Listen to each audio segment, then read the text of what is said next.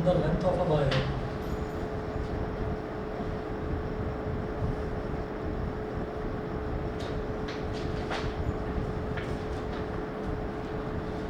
what is the percentage increase in the length of a wire of diameter 2.5 millimeter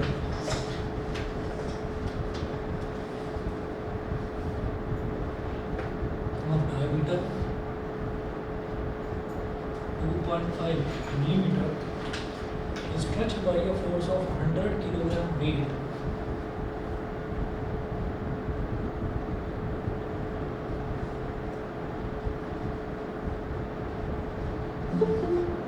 stretched by a force of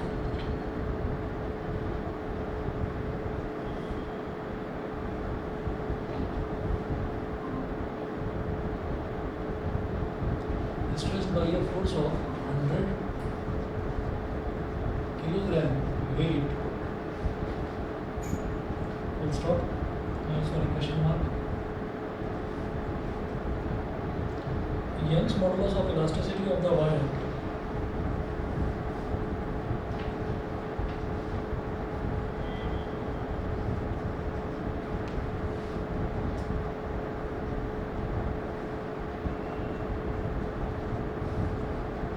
Young's modulus of elasticity of the wire is 12.5 into 10 की power 11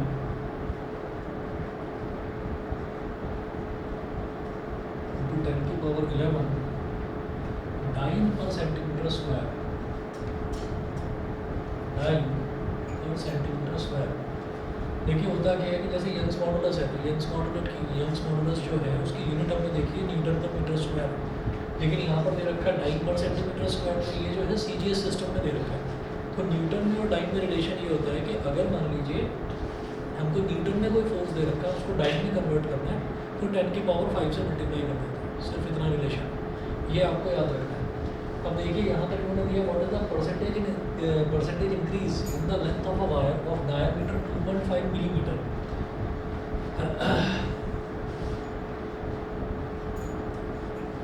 percentage increase in length तो percentage increase का मतलब क्या है कि change in length upon original length into 100 आपको ये करना है उससे परसेंटेज इंक्रीज आ जाएगा किसी भी चीज़ का परसेंटेज इंक्रीज निकालना है या परसेंटेज डिक्रीज निकालना है तो change in that quantity upon original quantity into 100 कर दीजिए तो वो आपका परसेंटेज चेंज आ जाएगा उसमें ठीक अब देखिए अब आगे क्या करना है what is the percentage increase in the length of a wire of diameter 2.5 millimetre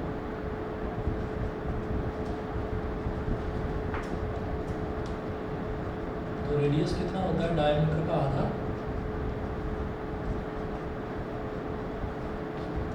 तो 2.5 का आधा हो गया 1.25 मिली का मतलब होता है 10 की पावर -3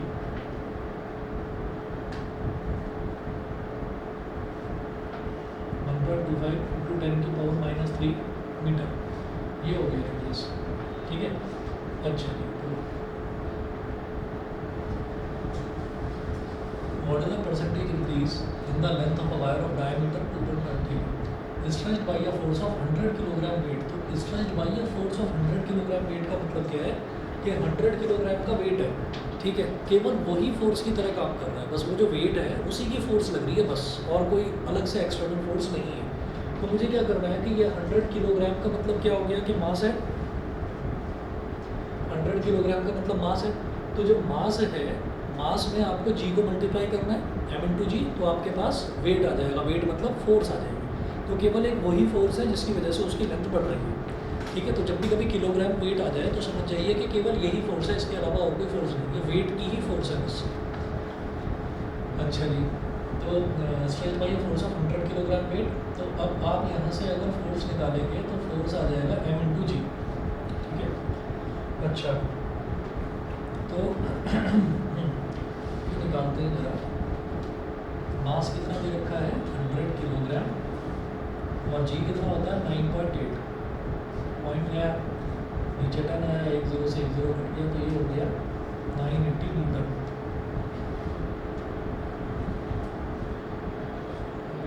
एक मिनट वेट करो हेलो हेलो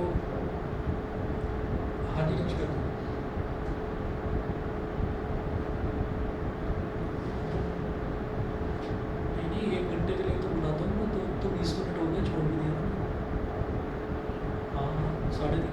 शार्प। ठीक है, 10th वालों को कुछ ज़्यादा हो जाता है, एक एक डेढ़ डेढ़ घंटा तक भी घर नहीं पहुँचते। ये तो चलो फिर भी 20 मिनट वाला शरीफ बच्चा 20 मिनट पर फ़ोन आ गया था। तो 3 बच्चे जो हैं घर से फॉर्चून से, एक फॉर्चून से और 2 ब्लू मून में यहीं घूम रहे हैं रात में 10 बजे में। 9 बजे ट्यूशन छोड़ दिया, ठीक है, तो 10 बजे तक यहीं घूम रहे हैं। और उसके बाद फ़ोन करे तो हेलो हेलो, हाँ हाँ, आवाज़ नहीं आ रही है। और मम्मियाँ परेशान सबकी, मम्मियाँ परेशान, वो आस पड़ोस में भी फ़ोन कर दिया, गार्डन में देखा ही सब जगह। एक तो बेचारी रोने लगी, बच्चों का कोई फर्क ही नहीं। हमारा भाई मोबाइल फ़ोन इसलिए तो दिया जाता है कि आप एटलीस्ट मैसेज ही कर दो। और फिर एक्सक्यूज़ क्या, एक को तो बैडमिंटन खेलने जाना था, एक को गोलगप्पे खाने थे, और एक की जो है, एक की नोटबुक रह गई थी, तो वो नोटबुक ढूंढ रही थी अपनी। मैंने कहा हाँ, मैंने देखा भी था उसको कि गार्डन में ना घूम रही है बस ऐसे ही। उसके साथ में उसकी एक सहेली है, कोई जल्दबाजी नज़र नहीं आ रही, और बातें चल रही हैं, सिर्फ बातें बातें बस। वो बातें 1 घंटे तक कब बीत गया कुछ पता ही नहीं। तो फ़ोन तो कर देती ना, मेरा फ़ोन खराब है, मम्मी नया फ़ोन दिलाई नहीं रही, उसमें मम्मी की कमी है, नया फ़ोन भी दिला। अंदर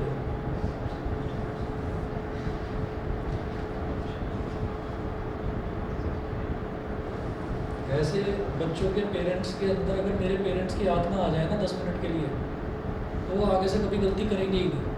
एक ही बार में इतनी कुटाई हो जाएगी, इतनी कुटाई हो जाएगी कि आगे से लेट पहुंचने के नाम पर ना पैर कांपने लगेंगे कि नहीं नहीं मैं घर ही जाऊंगा, मुझे घर ही जाना है। कोई लिमिट नहीं है उसकी, मतलब काउंटलेस, मतलब मम्मी मनाती थी कोई बात नहीं कोई बात नहीं, है ना, और कोई लिमिट नहीं, पापा को रोक रही है कोई फ़र्क नहीं। मतलब जितना तबीयत से अगर कोई कुट सकता है, मुझे लगता है दूर दूर तक मेरे दोस्तों में भी मेरा कोई दोस्त भी नहीं पिटा हुआ इतना। अलग ही टाइम था वो, मतलब पापा की आहट से ही घबराहट हो जाती थी कि आज कुछ होगा, वैसे ही मतलब अपने आप ही जैसे होता है ना कि छोटा बच्चा है, उसको बोल दिया कि नहीं बेटा भूत आ जाएगा, है ना, उधर मत जाइए। अब उसको एकदम से मन में आ गया नहीं अब भूत है, भूत तो खा जाएगा तो, है ना, तो उसके मन में डर आ गया, तो वो उधर को जाएगा ही नहीं। अब भूत उसने कभी देखा नहीं है, लेकिन बस डर बैठ गया भूत का। तो वो डर पिटाई पहली बार जब हुई तो उसका डर ऐसा बैठ गया कि वही बस कुछ ही। अब तो 10th में भी पिटा, 10th में तो बहुत भयंकर पिटा था, है ना। मैं शादी के बाद भी पिटा और किससे? पापा से। अच्छा पापा से, ये बढ़िया था, ये अच्छा था, ये बहुत ज़बरदस्त था। वो जोक्स आते हैं ना शादी के, ये वाइफ खड़ी है बेलन लेके, बेलन से मारेगी पकड़ के।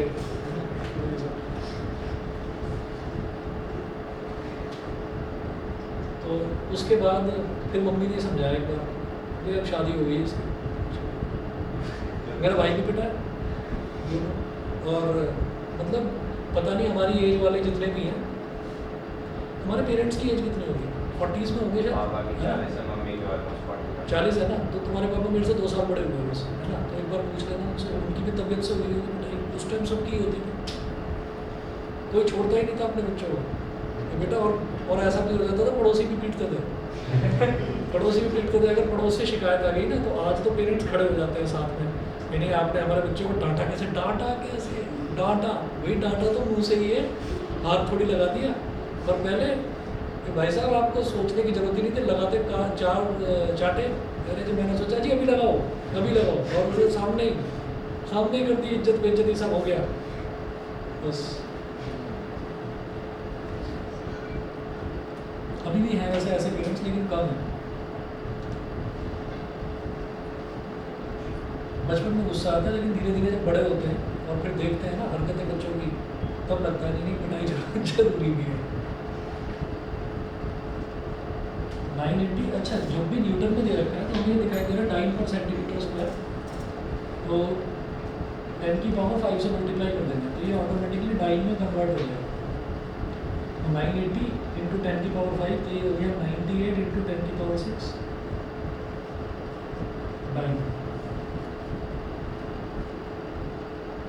अच्छा, यंग्स मॉडुलस जो है वो दे रखा है 12.5 इंटू वो, क्योंकि यंग्स मॉडुलस डाइंग पर सेंटीमीटर स्क्वायर में दे रखा है तो उसको भी उसी में कन्वर्ट कर दिया। अच्छा, एक काम और करेंगे अब जरा ना इसमें, कि जैसे ये रेडियस हमारे पास हमने मीटर में निकाला ना, इसको भी सेंटीमीटर में कर दो कन्वर्ट।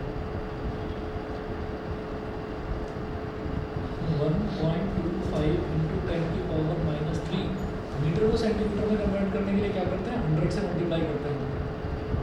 100 से मल्टीप्लाई तो 10⁻⁻1 1.25 इंटू 10⁻⁻1, तो ये 0.125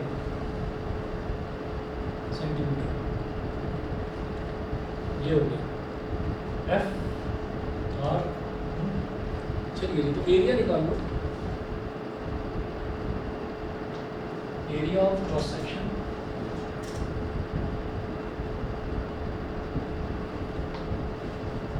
ऑफ द वायर।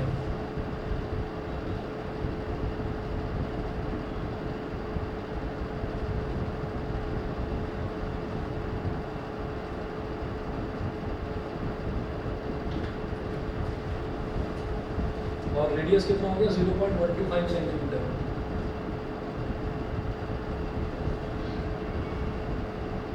इसका स्क्वायर और 0.125 7 से तो डिवाइड होने वाला नहीं है, तो इसको आपने कर दिया 3.14। 0.125 इंटू 0.125, 5 5 25, 2 carry 5 2 10 और 2 12, 1 carry 5 1 5 1 6, 2 5 10, 1 carry 2 2 4 और 1 5 2 1 2 5 2 1 5 हो गया, ये 2 हो गया 6, ये 16 हो गया, 1 + 2 3 + 2 5। ठीक है, अब डेसिमल के बाद इधर 3 डिजिट, इधर 3 डिजिट, यानी कि डेसिमल के बाद टोटल 6 डिजिट है, तो इधर तो 5 ही है, राइट से काउंट करेंगे तो 0.015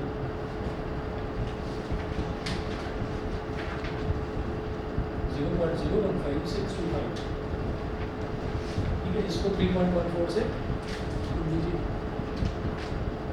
0.15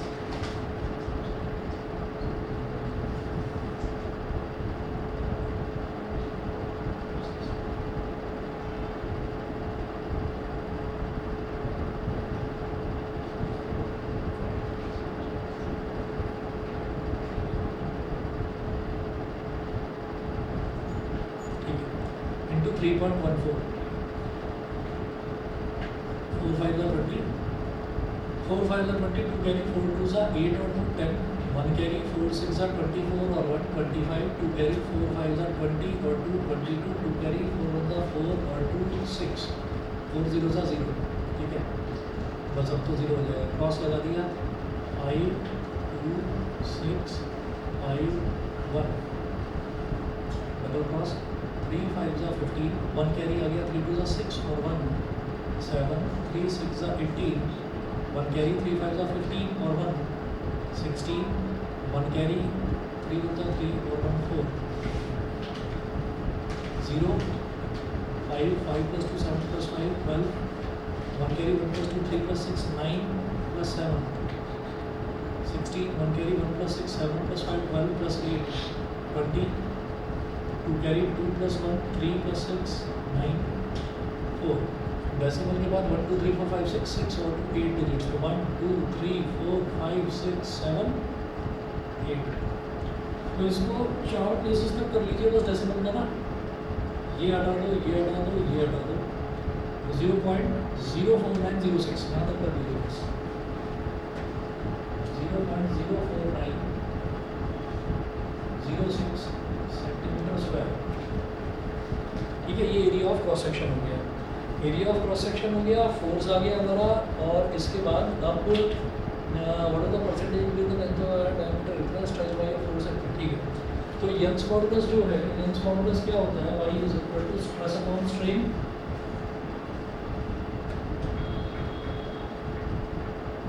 ठीक है, और स्ट्रेन ये जो स्ट्रेस है, स्ट्रेस क्या हो जाएगा, फोर्स अपॉन एरिया, और जो स्ट्रेन है, स्ट्रेन क्या हो जाएगा, डेल्टा एल अपॉन है। इसको इसको इधर ले जाइए, delta L upon L is equal to F upon A upon Y. F upon A कितना हो गया 98 इंटू 10 की पावर 6, 98 इंटू 10 की पावर 6, ये तो एफ हो गया। और एरिया ऑफ क्रॉस सेक्शन हो गया 0.04906 ये हो गया upon Young's modulus. Young's modulus कितना है 12.5 इंटू 10 की पावर 11 इंटू 10 की पावर 11। ठीक है, तो ऊपर तो एक रैशनल टर्म दे रखा है, नीचे रैशनल बनाने के लिए अमाउंट में ध्यान रखो, सबसे नीचे वाला सबसे ऊपर वाले से मल्टीप्लाई होकर न्यूमरेटर में आ जाएगा। ठीक है, तो delta L upon L is equal to 98 into 10 की पावर 6 और इंटू 1 लिखने की जरूरत नहीं होती। अच्छा, ये जो है ना इसको 0.05 लिख दो बस, 0.05 इंटू 12.5 इंटू 10 की पावर 11 कितना हो गया।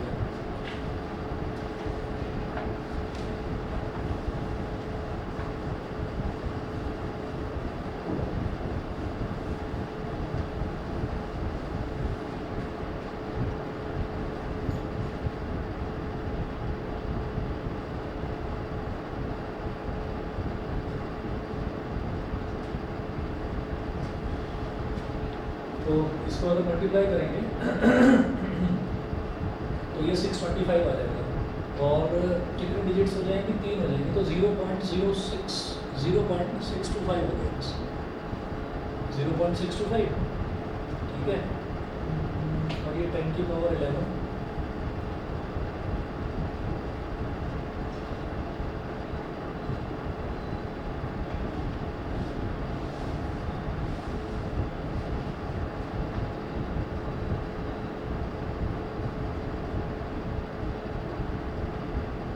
98 into 6 और 3 9 9 minus 11 minus 2 on 625 multiplied by 100 से क्यों मल्टीप्लाई कर रहा हूँ, क्योंकि 100 से मल्टीप्लाई इस वजह से कर रहे हैं क्योंकि हम परसेंटेज इंक्रीज इन लेंथ निकालना चाह रहे हैं। तो 25 सा 625 25 4 सा 100।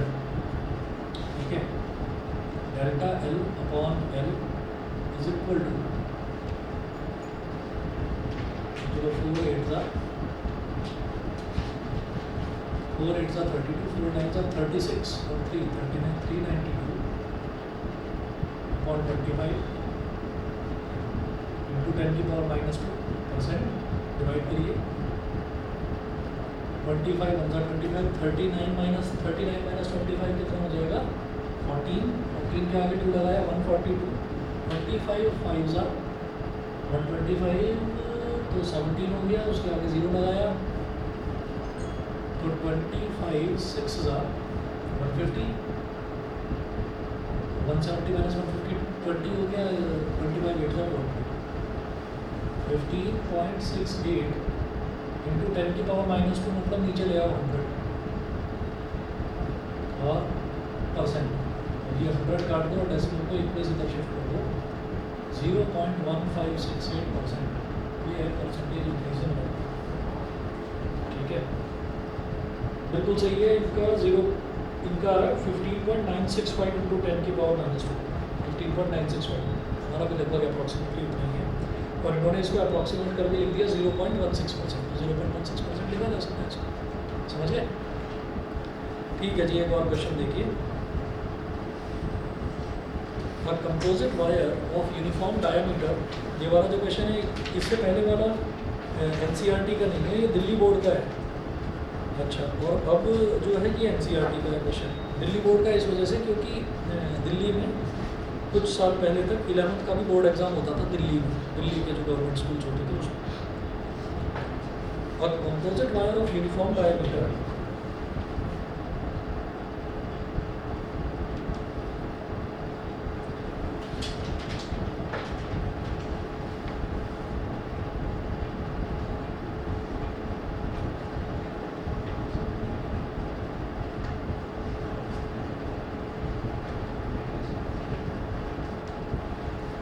composite wire of uniform diameter 3 mm consisting of a copper wire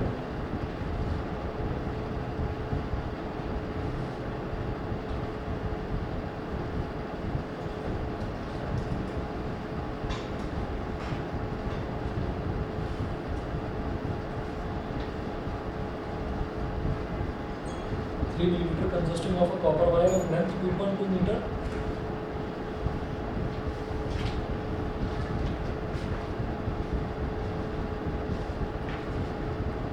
and a steel wire of length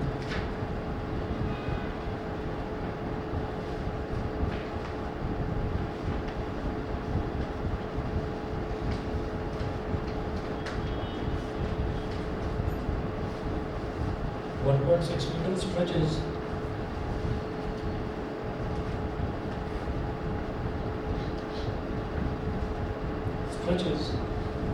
under a load by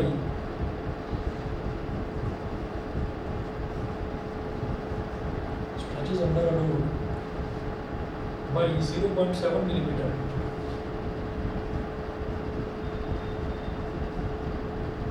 Full stop. Calculate the load given that the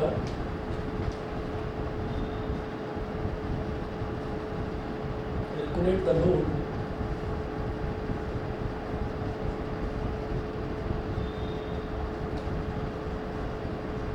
given that the Young's modulus for copper is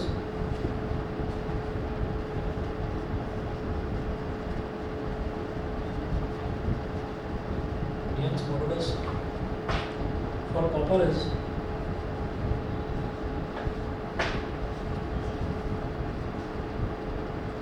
1.1 into 10 to the power 11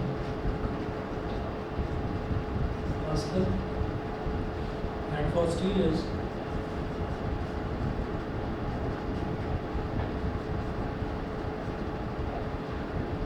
2 into 10 to the power 11 Pascal.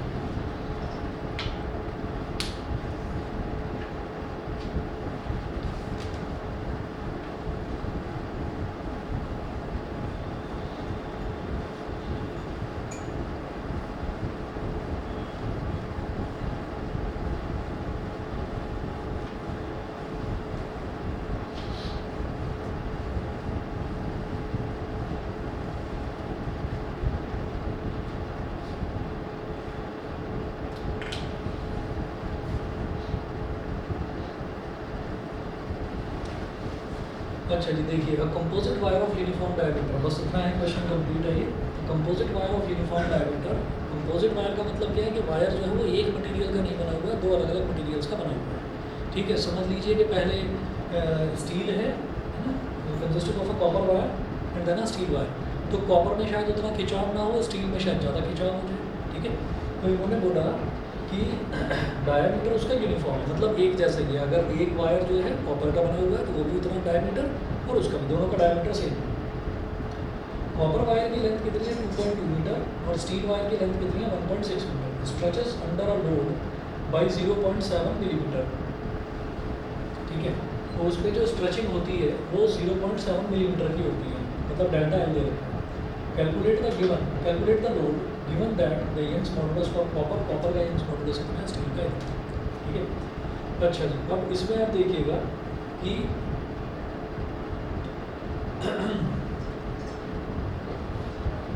जब हम pressure की बात करेंगे ना, जब हम pressure की बात करेंगे, प्रेशर का मतलब होता है स्ट्रेस। तो क्योंकि एक ही वायर है, बना हुआ भले ही अलग अलग मटेरियल का है, लेकिन प्रेशर जो है वो दोनों को बराबर झेलना पड़ेगा। ठीक है ना, तो प्रेशर का मतलब ही फोर्स अपॉन एरिया होता है, तो प्रेशर दोनों को बराबर झेलना पड़ेगा। कॉपर को भी उतना ही झेलना पड़ेगा और स्टील को भी उतना ही झेलना पड़ेगा। तो हम ये रिलेशन यूज़ करेंगे कि कॉपर पर जो स्ट्रेस आएगा और स्टील पर जो स्ट्रेस आएगा वो दोनों सेम आएगा। ठीक है, वो दोनों इक्वल होंगे। अब हम कह रहे हैं composite wire of uniform diameter 3 millimetre consisting of a copper wire of length 2.2 metre and a steel wire of length इतना stretches under a load by 0.7 millimetre. ठीक है, तो अब इसमें जो है ना, ये ऐसा दे रखा है कि हम इसमें लेंथ जो है वो ऐसे मान लीजिए कि जैसे ये वायर यहाँ पर मान लीजिए सस्पेंडेड था, मतलब ऊपर सीलिंग है, सीलिंग से सस्पेंडेड था, इस तरीके का वायर है।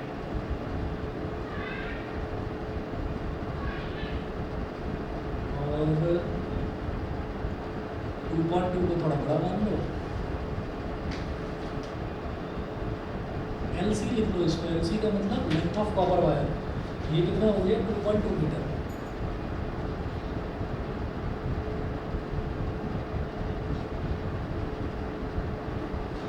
इसको लिख लो स्टील, स्टील वाला जो पार्ट है उसकी लेंथ कितनी है 1.6 मीटर, 1.6 मीटर, ठीक है। Under a load by 0.7 millimetre, तो उसमें जो स्ट्रेचिंग होती है वो 0.7 मिलीमीटर होती है। अब हो सकता है थोड़ा सा ये खींचता हो सकता है थोड़ा सा ये खींचता हो, तो हम ये कहेंगे कि मुझे नहीं पता कि इसमें कितनी स्ट्रेचिंग है और इसमें कितनी स्ट्रेचिंग है, अलग अलग नहीं पता, वैसे लिखेंगे given delta L C plus delta L S is equal to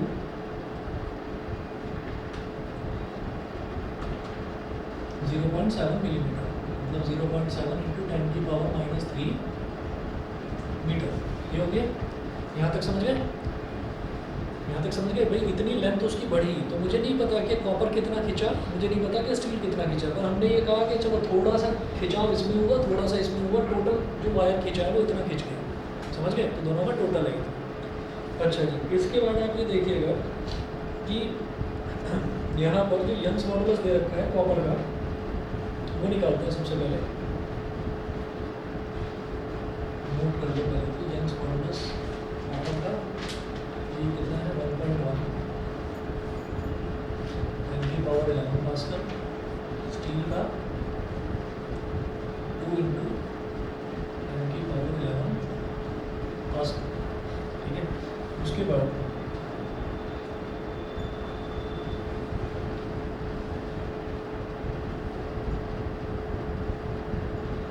as both the components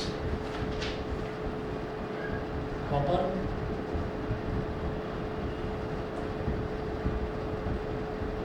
as well as steel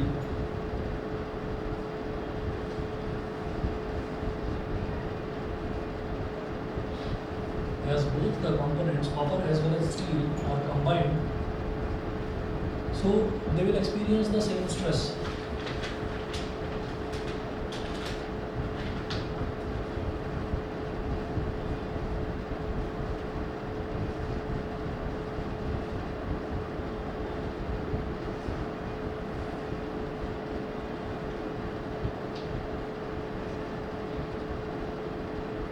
The stress of copper wire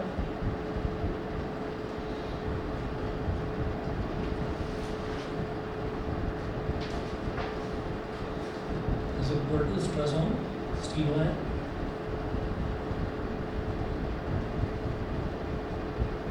ठीक है। अब जो स्ट्रेस है वो स्ट्रेस किस तरीके से निकाला जाएगा वो देख लीजिए आप कि स्ट्रेस को मैं ऐसे निकालूंगा कि जैसे हम ये जानते हैं ना कि यंग्स मॉडुलस क्या होता है, स्ट्रेस अपॉन स्ट्रेन, तो हम इस तरह से निकालेंगे स्ट्रेस को y into Young's modulus into strain. तो मैं ऐसे लिखूंगा, कॉपर की बात कर रहा हूँ तो वाई सी इंटू स्ट्रेन, तो स्ट्रेन कैसे निकलेगा delta L C upon L C, ठीक है। यह मॉडुलस इंटू स्ट्रेन करा तो स्ट्रेस आ गया कॉपर वायर पर, is equal to Y S into delta L S upon L S, ये हो गया। वाई सी की वैल्यू डालिए 1.1 इंटू 10 की पावर 11। अच्छा ये जो है ना इसको इक्वेशन नंबर 1 बोल देते हैं, delta L C plus delta L S. 1.1 into 10 की power 11 into delta L C, delta L C मुझे नहीं पता, मैंने लिख दिया बस delta L C upon L C पता है आपको, एल सी कितना है 2.2 metre, is equal to steel का यंग्स मॉडुलस 2 इंटू 10 की power 11 multiplied by delta L S. Delta L S को एक काम करेंगे 0.7 माइनस डेल्टा एल सी लिख देंगे, ठीक है। ये अभी रुक जाओ, अभी डेल्टा एल एस ही लिखा देंगे तो बाद में डालूंगा। और जो एल एस है, एल एस कितना 1.6, 10 की पावर 11 से 10 की पावर 11 कैंसिल आउट हो गया, ठीक है। इधर पॉइंट से पॉइंट कैंसिल आउट हो गया, इससे क्या फ़ायदा हुआ, ये 11 2 22 हो गया, ठीक है ना। 11 2 22, delta L C is equal to, इसको 2 को इधर ले जाओ तो 2 टू सा 4 into delta L S upon 1.6 और 4 से ये भी कट जाएगा, ये आ गया 0.4, 4 4 सा 16 होता है।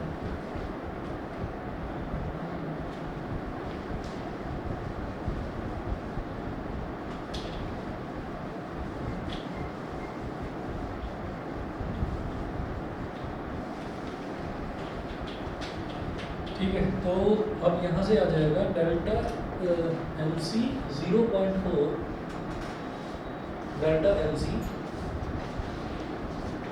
Is equal to delta L S, इसको बोल दीजिए इक्वेशन नंबर 2।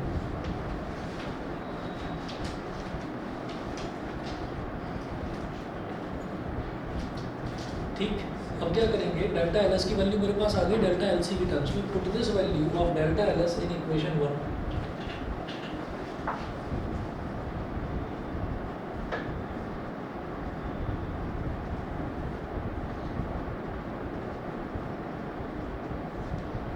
इस वैल्यू को इक्वेशन 1 में डाल दीजिए, delta L C plus delta L S is equal to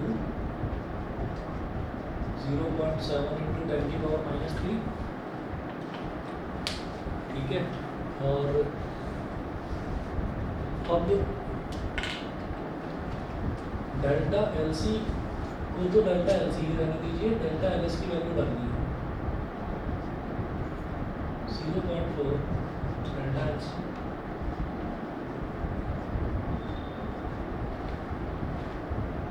1 into delta L C plus 0.4 into delta L C, दोनों को ऐड करेंगे तो क्या हो जाएगा 1.4 delta L C is equal to 0.7 10 की पावर -3, इसको इधर ले लो,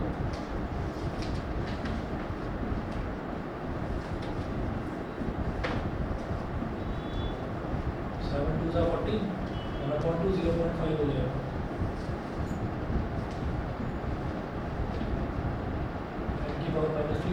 डेल्टा एल सी की वैल्यू इतनी आ गई। ठीक है,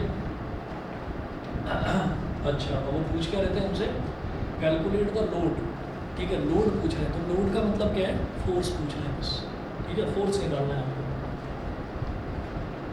तो आप निकाल लीजिए स्ट्रेस। तो मेरे पास डेल्टा एल सी आ गया ना, तो स्ट्रेस ऑन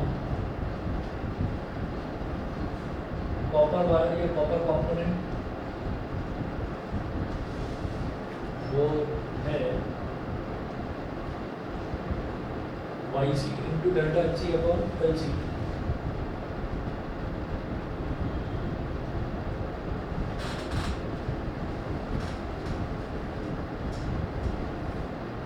डायमीटर भी तो दे रखा है ना, डायमीटर की जरूरत अब पड़ेगी। स्ट्रेस क्या हो जाएगा, एफ अपॉन ए, और वाई सी कितना है कॉपर का वाई सी था 1.1 इंटू 10 की पावर 11। ये समझ में तो आ रहा है ना, यहाँ तक क्लियर है सबको। ठीक है, उसके बाद डेल्टा एल सी कितना हो गया 0.5 इंटू 10 की पावर -3 अपॉन एल सी कितना था 2.2।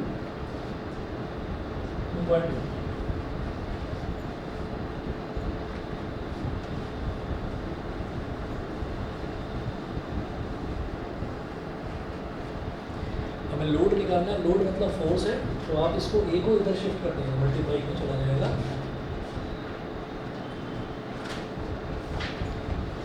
ये पॉइंट से पॉइंट पे ना 11 और 2 0.25 और 0.25 इंटू 10 की पावर 8 हो गया। 0.25 इंटू 10 की पावर 8। ठीक है, अब area of cross section wire का, जिसको अभी तक हमने निकाला ही नहीं है, तो composite wire of uniform diameter 3 millimetre, 3 millimetre उसका डायमीटर दे रखा है, तो उसका रेडियस कितना हो जाएगा 1.5 मिलीमीटर। उसको मीटर में कन्वर्ट करेंगे तो पाई इंटू 1.5 इंटू 10 की पावर -3 का whole square pi r square into 0.25 into 10 की पावर 8। अगेन पाई की वैल्यू 22/7 डालने का कोई फ़ायदा नहीं, क्योंकि 7 से कोई चीज़ कट नहीं रही है, तो 3.14 डालिए। 1.5 का स्क्वायर 2.25 10 की पावर -3 का स्क्वायर 10 की पावर -6 और 0.25 इंटू 10 की पावर 8।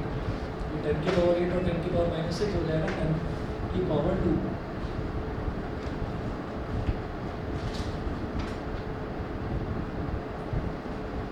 जीरो पॉइंट 25 को बोलो 25/100 और 10 की पावर 8 10 की पावर -6 100 ही बचा।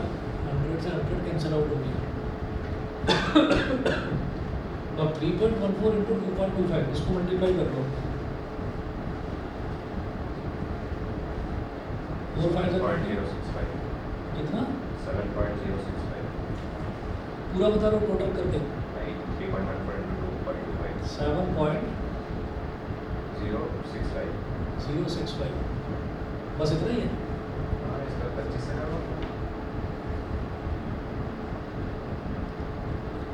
25 5 125 12 carry 25 6 176.62 176.625 625 इतना न्यूटन।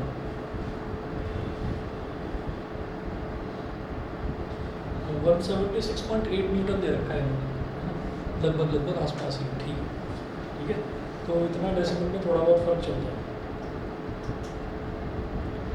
चलिए इसके बाद एक और क्वेश्चन है, बड़ा इंपॉर्टेंट है, ये भी करना है, जरा देखते हैं। The average depth of Indian ocean, ये भी एनसीईआरटी का है।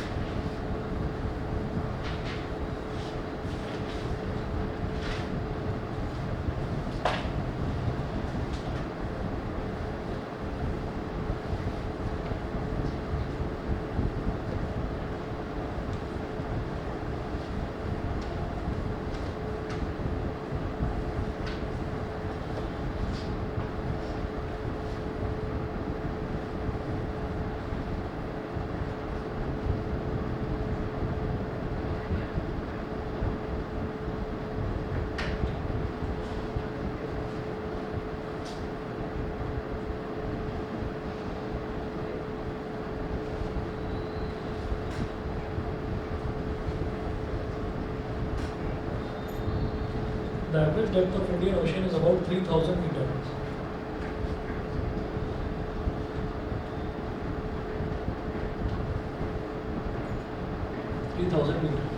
Full stop. Calculate the fractional compression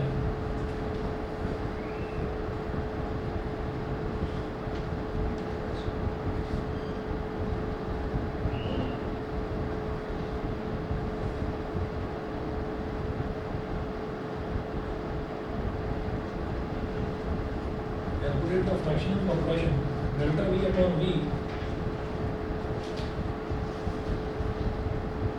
delta V upon V, comma, of water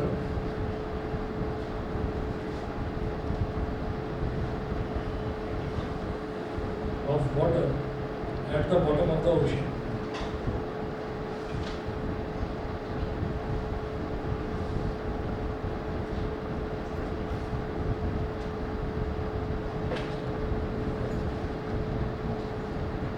Given that the bulk modulus of water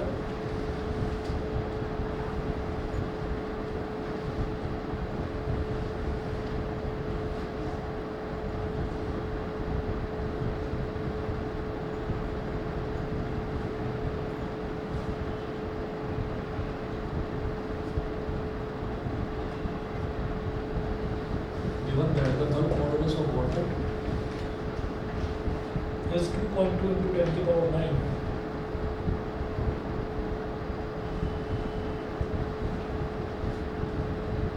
Newton per meter square.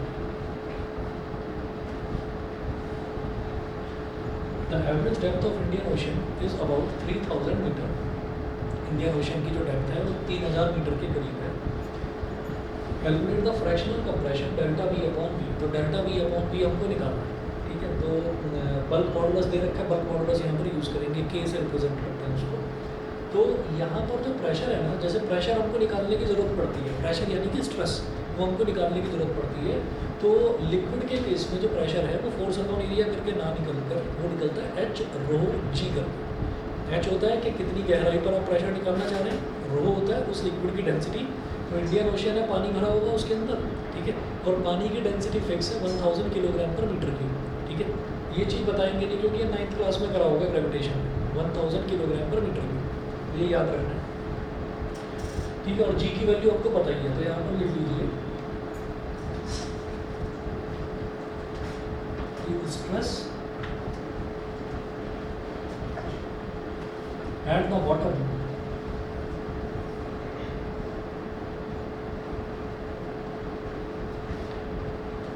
of Indian Ocean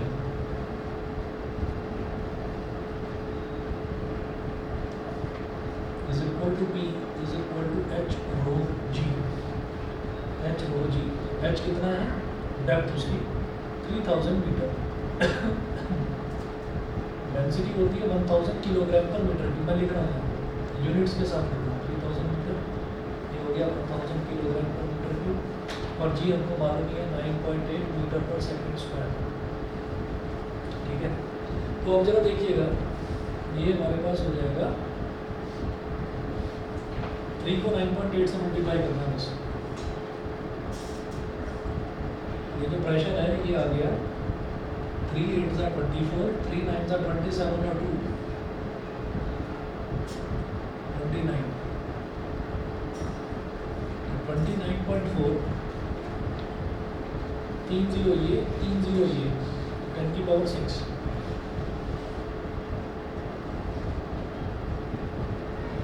Newton पर metre square हो गया।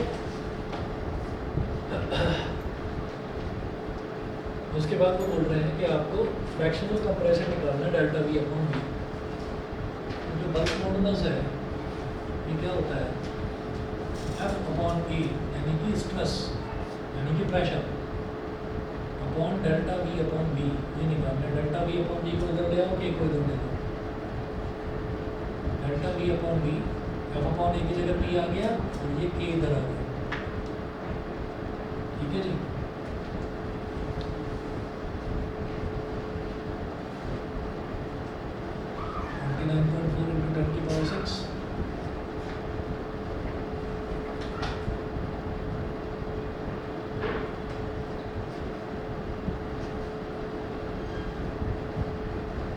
Hundred से multiply कर तो percentage में आ जाएगा 29.4 upon 2.2, point से तो पॉइंट कट गया, और 10 की पावर 8 माइनस 9, 10 की पावर -1 हो जाएगा, 1/10, 294 डिवाइडेड बाई 220, ये भी बता दो फिर फटाफट में, 13.66 13.36%।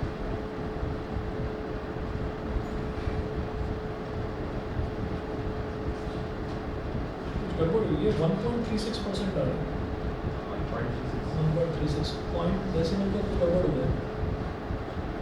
हाँ सर, अब 8 होगा पर कितना 8 हो गया ना, और 8 माइनस 9 -1 हो गया, -1 को नीचे आऊँगा 1/10, ठीक तो है, और गलत किया क्या,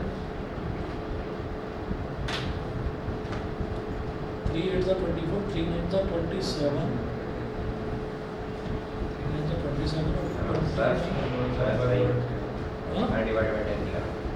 अच्छा अच्छा, पर 294 अपॉन 220 कर दिया क्या, 22 कर दिया होगा, ठीक है। तो 1.336%,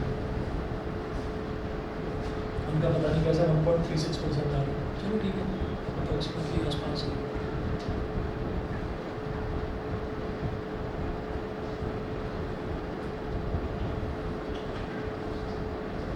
एक शेयर मॉडुलस का क्वेश्चन और करना है, बस एक ही क्वेश्चन है, वो करवा कर नेक्स्ट क्लास में मैं आपको फ्लूइड मैकेनिक्स से स्टार्ट करवा दूँगा, ठीक है। एक क्वेश्चन करेंगे और फिर मैकेनिकल प्रॉपर्टीज ऑफ फ्लूइड्स को करना स्टार्ट, बाकी खत्म है चैप्टर मेरी तरफ से, ठीक है जी। चलिए फिर आज इतना ही करते हैं, ओके ओके।